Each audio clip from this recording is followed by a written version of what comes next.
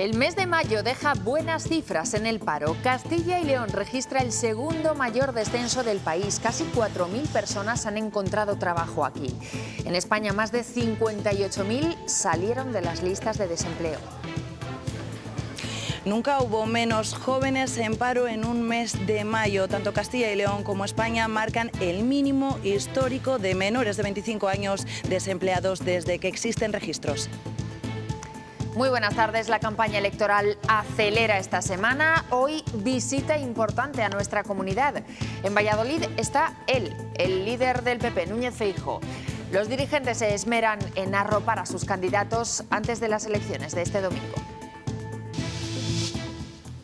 También les hablaremos sobre el voto electrónico, un tema que venimos escuchando desde hace más de 20 años. Les explicaremos por qué los concejales o los diputados sí lo utilizan en sus plenos, pero eso luego no se traslada a citas electorales como la de este domingo. Y hoy el juez ha citado a Begoña Gómez para declarar en la causa abierta por presuntos delitos de tráfico de influencias y corrupción en el sector privado. Será el próximo 5 de julio a las 10 de la mañana aquí en Madrid, en el juzgado de instrucción número 41. No necesito que usted me pida perdón, porque el único que puede perdonarle está muerto. Hoy veremos testimonios como el que acaban de escuchar. Es la viuda del guardia civil que murió cuando estaba de servicio durante el crimen de Santovenia, en Valladolid. El caso, recuerden, en el que un hombre mató a un vecino, se atrincheró en su casa con un rehén y acabó asesinando también a un agente que participaba en las negociaciones. Y en León ya ha ingresado en prisión la joven detenida el pasado 28 de mayo después de que se localizara en el interior de un armario de su vivienda el bebé al que había dado luz pocas horas antes. Los médicos aconsejaban que continuara en el hospital, pero finalmente ha ingresado en la prisión de Mansilla. Ministerio y expertos trabajan en una nueva ley que proteja a los menores en los entornos digitales. No podrán tener una cuenta en redes sociales hasta los 16 y todos los dispositivos deberán tener herramientas de control parental. Enseguida vemos más novedades. Pocas horas quedan para que comience la EBAU en Castilla y León y los estudiantes hacen esos últimos repasos. En unos minutos les contamos más. Mañana tiempo muy parecido al de hoy, incluso con más calor. Las máximas vuelven a superar los 30 grados con facilidad. En el cielo pocas nubes, con más importancia en las zonas de montaña. Sigue el juicio por el crimen de Santovenia, en Valladolid. En verano de 2022, un hombre se atrincheraba en su casa con un rehén después de haber matado a un vecino del pueblo. En las negociaciones con la policía también disparó a discreción y mató a un guardia civil. Hoy ha declarado la viuda de ese agente y los compañeros que participaron con él en el dispositivo. Una tercera sesión en la que hemos escuchado a los familiares del teniente coronel que falleció aquella noche. Han señalado cómo les ha cambiado la vida desde aquella madrugada del 30 al 1 de julio del año 22, cuando el Chiqui disparó contra este agente de la Guardia Civil que estaba intentando mediar. También hemos escuchado a los primeros agentes, al instructor y al secretario de todo el dispositivo. Aseguran que en ningún momento el Chiqui tuvo intención de negociar ni de entregarse, que no hacía más que amenazar a los agentes y que hubo ocasiones en las que solicitó droga. Incluso llegó a pasar dinero por debajo de la puerta, 2 billetes de 5 euros para que le llevasen sustancias estupefacientes. Evidentemente los agentes se negaron a hacerlo. Después de lo que ha pasado, ni esta sala ni esta persona que tengo enfrente me impresionan, salvo que lleve un rifle en la mano. No necesito que usted me pida perdón, porque el único que puede perdonarle está muerto. Es el testimonio de la viuda del guardia civil. Durante el juicio ha explicado el calvario que sufre su familia desde que él, Perico, así le llamaban cariñosamente, fue asesinado presuntamente a manos de El Chiqui.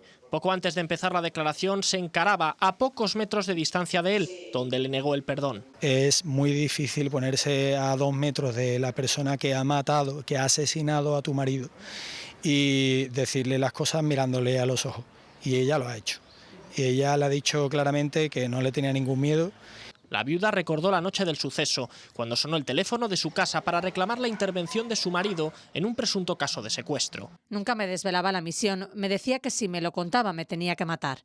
Yo tenía miedo de ETA, aunque él me decía que los terroristas eran menos peligrosos que los locos y los yonkis. Horas después conocía por teléfono que había recibido un tiro y que se debatía entre la vida y la muerte en un hospital de Valladolid.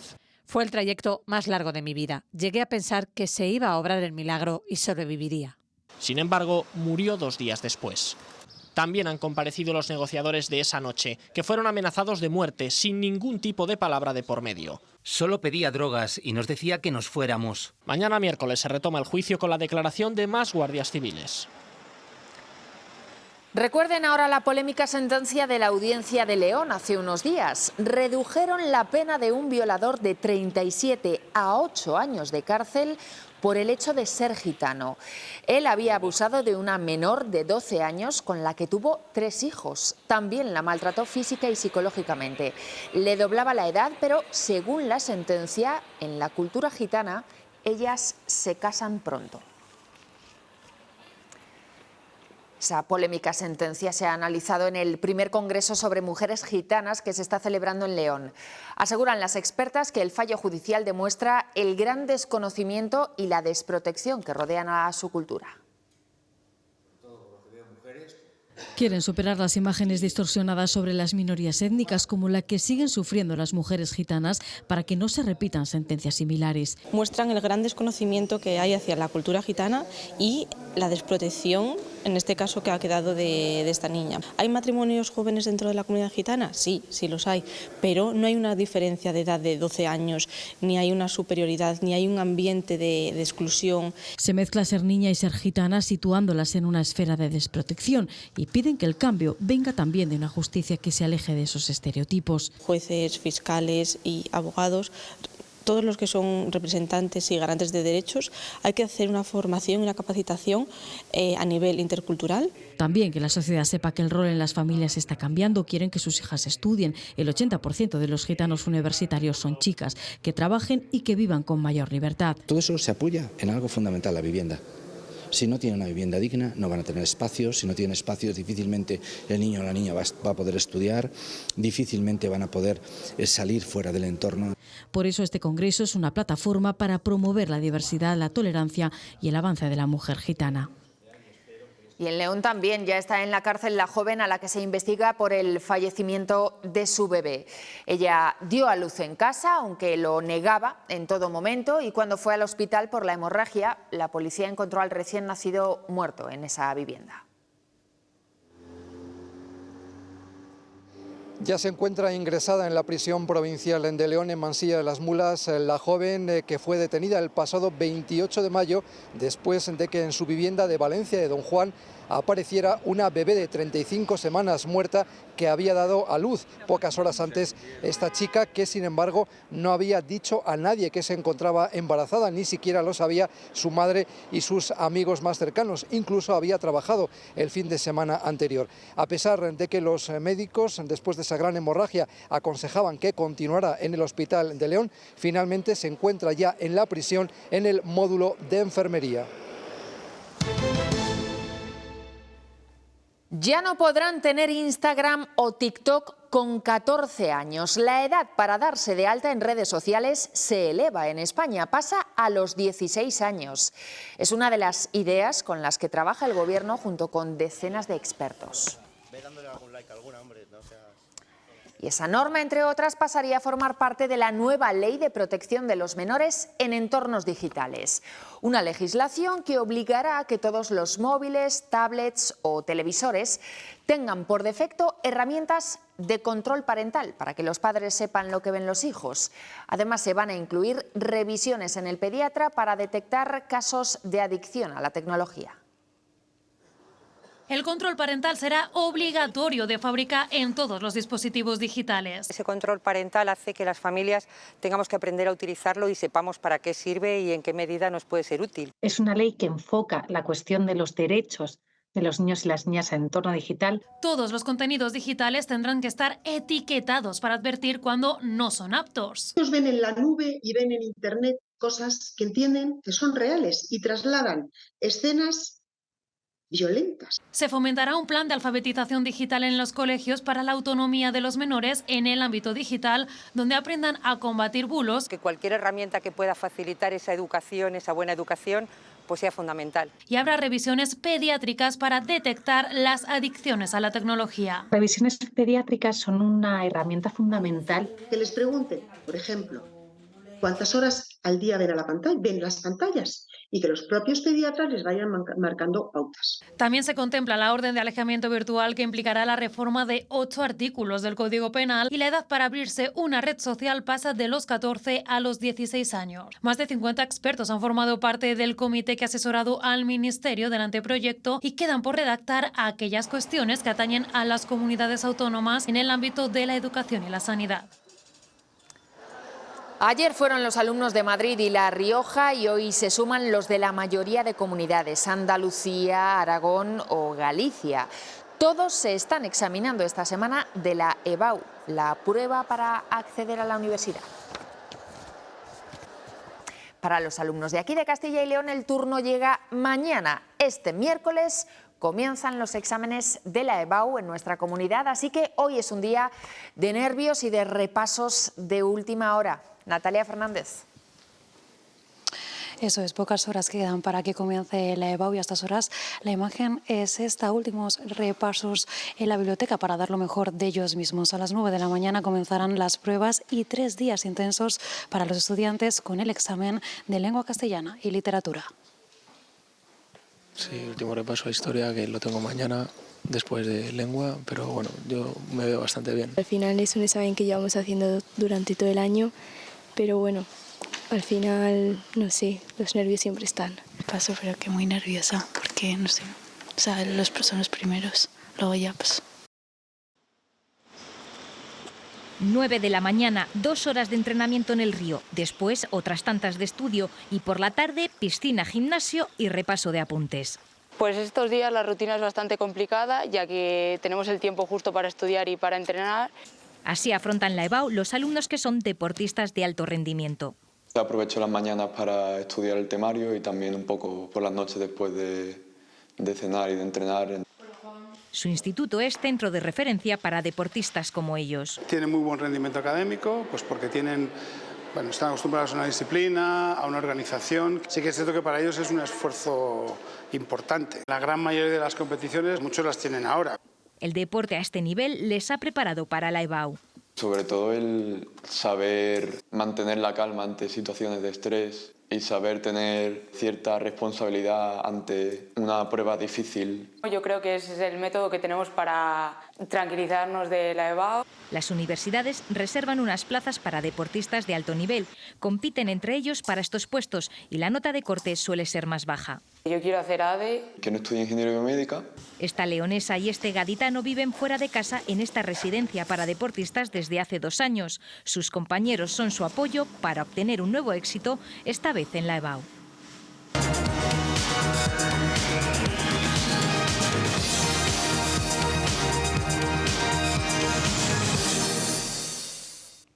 Millones de personas están llamadas a las urnas este domingo en las elecciones europeas y la manera de votar será la de siempre.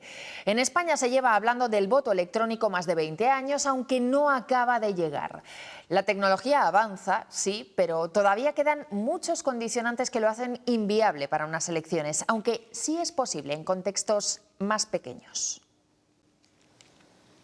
En esos casos, como en el Congreso de los Diputados o en ayuntamientos, sí se da. De hecho, es un éxito, pero en citas electorales dicen los expertos que no pueden garantizar que no haya ciberataques o coacciones a los electores. Y no solo es un problema en España, a nivel mundial, solo Estonia tiene implementado este sistema de votación. Incluso los votos electrónicos en 2023 llegaron a superar a los votos presenciales. ¿Y por qué allí sí? Pues bien, por dos razones. Primero, porque la implementación de Internet es prácticamente total, y una segunda razón, porque su sistema es mixto, pueden votar por Internet, lo pueden hacer incluso en varias ocasiones, y luego incluso también ir a las urnas. En ese caso del multivoto, el que prevalece es el voto presencial. Algo tan sencillo como esto, marcar una opción en nuestro teléfono, realmente no lo es. Necesitaríamos asegurar la confidencialidad, esto es que cada uno, el voto fuera secreto, la autenticación de manera que supiéramos quién es el que ha votado, y luego la verificación. El voto electrónico sigue siendo tarea pendiente, y eso que sí contamos con la infraestructura necesaria. Gracias a sistemas encriptados tendríamos la seguridad para proteger esos votos de los hackers. Aún así, no estaríamos seguros de que no podría haber algún agujero que se podían aprovechar para hacer algún ataque. ¿Y cómo haces un voto libre, sin coacción, cuando votas desde casa? Te pueden estar coaccionando. Por riesgos como ese, la opción queda descartada. No vamos a ver el voto electrónico en soluciones de este tipo, sí, en cambio, a menor nivel. De hecho, sí están funcionando en las Cortes Generales, ayuntamientos o universidades, espacios controlados y sin riesgo de ampliar la brecha digital. Aunque estemos acostumbrados a manejar el móvil, esto es bastante más complicado de hacer cuando se trata de un voto. Estonia sería el espejo en el que mirarnos. Desde 2005 se ha convertido en la República Digital, un caso de éxito único en el mundo, no solo basado en su implementación total de Internet, sino en un sistema mixto. Tú puedes votar electrónicamente, pero si a última hora te arrepientes, puedes ir a la urna y votar presencialmente. Y así evitar los riesgos. Aquí, de momento, seguiremos con las cabinas, las papeletas y las urnas.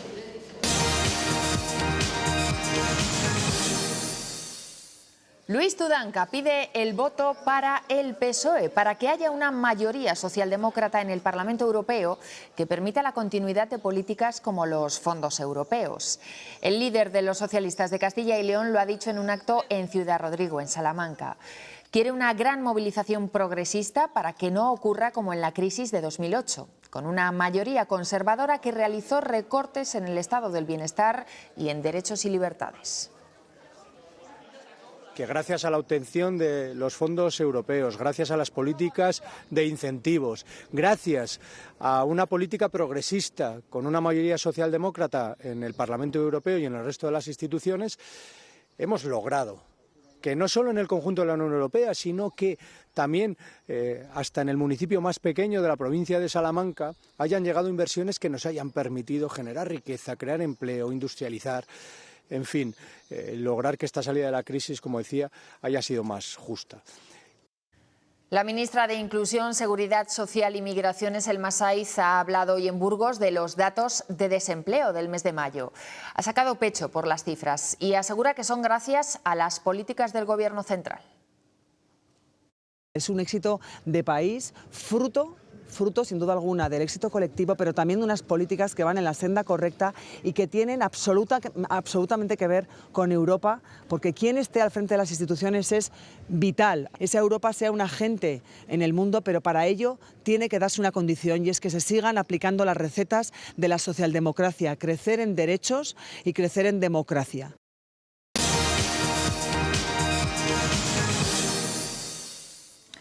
Esta tarde, acto central de la campaña del PP en Castilla y León. El presidente del partido, Núñez Feijóo, y el líder de la formación en la comunidad, Fernández Mañueco, arropan a estas horas al candidato a las europeas, Raúl de la Hoz. Es el acto que se está celebrando ahora mismo en Valladolid. Vamos hasta allí. De toda la democracia. Una ley de amnistía que pisotea la Constitución y el Estado de Derecho. Pero, amigas y amigos, el Estado de Derecho es más fuerte y entre todos lograremos frenar su aplicación.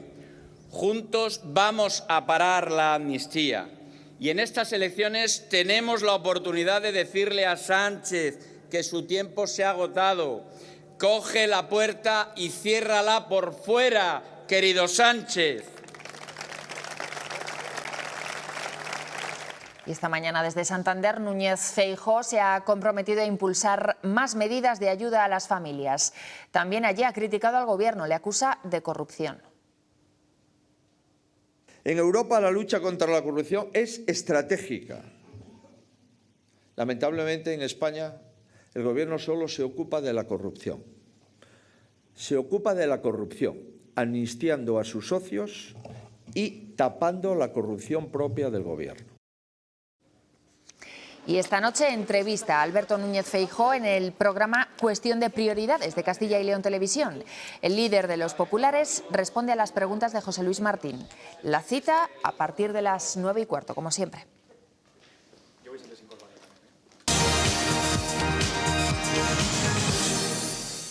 Aunque la mayoría de las encuestas les dejan fuera del Parlamento Europeo, en Ciudadanos siguen convencidos de que no será así. Hoy una de sus candidatas ha alertado sobre los problemas del campo como una de las asignaturas pendientes en Europa. Tenemos que estar personas que estemos conectadas con el campo, que sepamos escuchar, que sepamos de lo que estamos hablando y que sepamos hablar la misma lengua que hablan los agricultores, nuestros productores, nuestros ganaderos, para poder trasladar esas necesidades a Bruselas. Nosotros nos fiamos de la encuesta que más entrevistas hace, que es esa encuesta del CIS, que nos da 1 o 2, pero confiamos en que seremos más.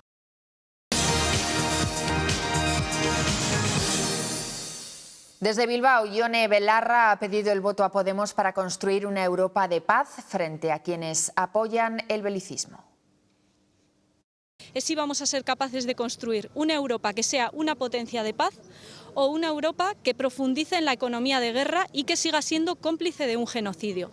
Para eso yo creo que la mejor voz que va a poder representar la voz de la paz, la voz del feminismo, de los derechos sociales, es la voz de Irene Montero.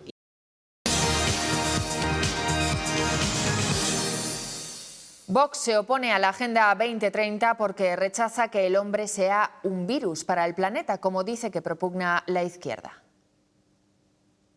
Y nosotros lo que no podemos es someternos sumisamente a los dogmas de la agenda climática, cuando esta sobre todo prevalece o quiere prevalecer sobre las necesidades reales de las familias trabajadoras.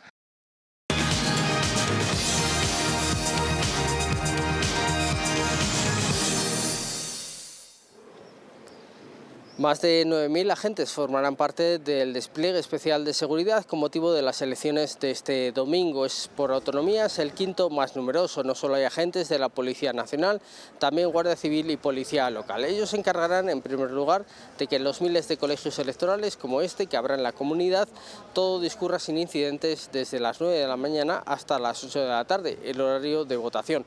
Pero también de que tanto el recuento como el traslado posterior de la documentación electoral se produzca sin ningún tipo de incidente.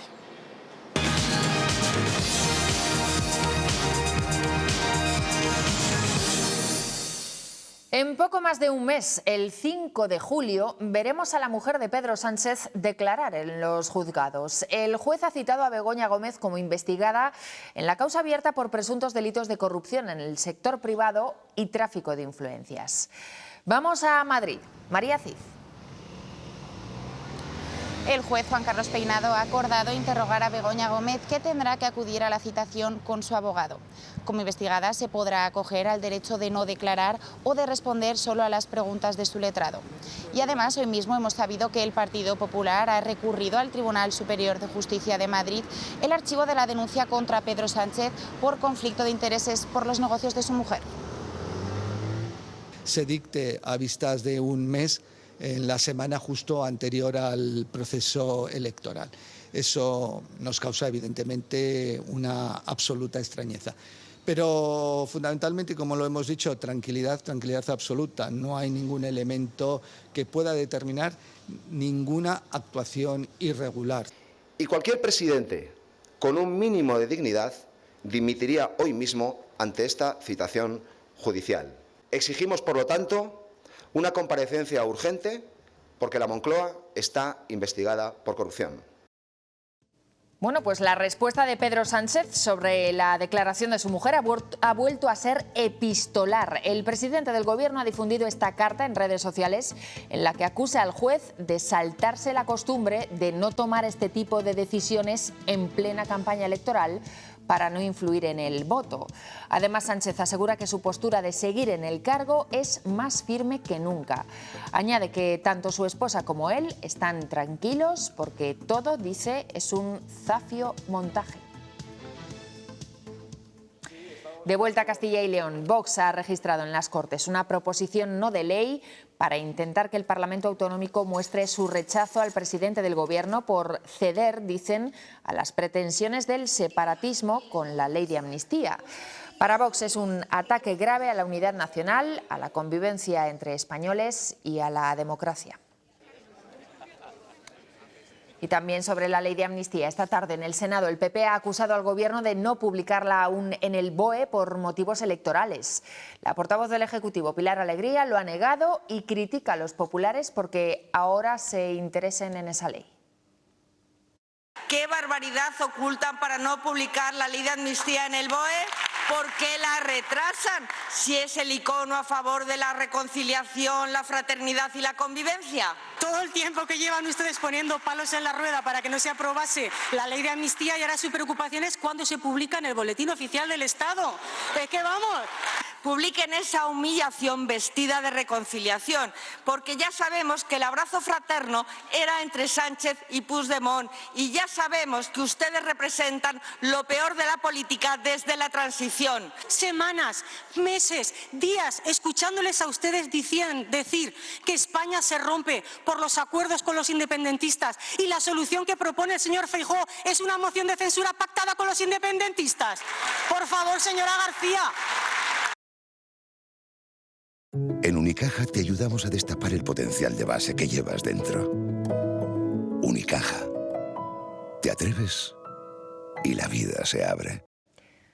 Los datos del paro dejan un buen mes de mayo. El desempleo bajó en Castilla y León en casi 4.000 personas. El número de parados se queda aquí en 105.000. No había tan pocos desempleados en la comunidad desde hace casi 41 años. Y si hablamos de las cifras nacionales, se mueven en la misma línea. Lo están viendo, con 58.000 parados menos y 2,6 millones de personas sin empleo en nuestro país. Cifras que no se veían en décadas.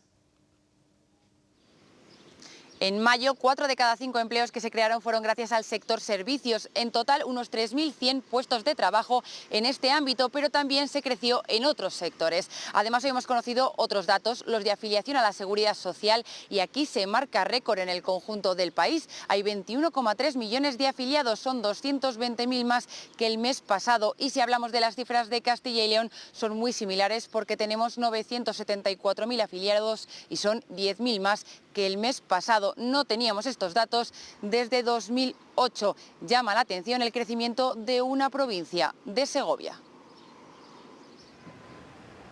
No solo los datos generales del paro han sido positivos en este mes de mayo, también deja cifras positivas de paro juvenil. En Castilla y León ha caído este mes un 5% y es el mayo con menos menores de 25 años desempleados de toda la serie histórica. Ahora mismo 7.600 y son la mitad que justo hace 3 años. Y lo mismo ocurre en el resto del país, aunque con una caída un poco inferior del 4%, pero también marca el mejor mayo desde que se tienen registros. En Bezoya, después de 50 años de agua de mineralización muy débil para beber muy fuerte, sabemos que somos muy de cantar hasta debajo del agua. Y de coger esta botella que está llena de muchas vidas y bebérnosla de un trago una y otra vez. Y si tú también eres muy de esto, es que eres muy de Bezoya. Bezoya, 50 años de mineralización muy débil para vivir muy fuerte. Es una evidencia que cada vez se retrasa más la edad para tener hijos y eso afecta a la fertilidad. Por eso también aumentan las mujeres que tienen que recurrir a tratamientos como inseminación artificial o in vitro. Sin embargo, el límite de edad para acceder a esos procesos por la Seguridad Social varía según la comunidad. En la nuestra encontramos uno de los baremos más altos. En Castilla y León, la edad límite para acceder a tratamientos de fertilidad se sitúa en 42 años, pudiéndose llegar de manera progresiva a los 45, estudiando cada uno de los casos. Así sucede también en Madrid y Cantabria, y pronto se sumará Galicia. El motivo es el retraso de la edad en el que las mujeres tienen hijos. 1 de cada 5 los tienen entre los 40 y los 50 años. En el resto de comunidades, ese límite es más bajo, quedándose en los 40 años. Las mujeres retrasamos cada vez más la edad de ser madres. 35-40 ya me parece la edad perfecta. Con 35 pues piensas que ya tienes la vida más hecha. Yo creo que hasta los 40 años como mucho. Castilla y León pues entre 32,5 y 32,6 años. En la edad media La edad influye en nuestra fertilidad. disminuye mucho la capacidad fértil, sobre todo a partir de los 35 años o incluso de los 40 años. En España, el 20% de las mujeres son madres entre los 40 y los 50 años. Esto es posible gracias a la ciencia, con alternativas como la donación de óvulos. Una chica joven, una donante, bien con el semen de otra pareja, que será la pareja receptora, y los embriones generados se los vamos a poner en el útero de la mujer receptora, que de esa manera va a poder ser madre. La congelación de óvulos también es otra opción. No sé si el día de mañana voy a querer ser madre, a lo mejor ahora mismo no, pero dentro de 20 años sí. La recomendación es congelar, si se puede, o vitrificar los óvulos antes de los 35 años. Tratamientos sin los que las mujeres mayores de 45 años solo tendrían un 5% de posibilidades de ser madres de forma natural. Cosas ricas. Como el bebé se mueve.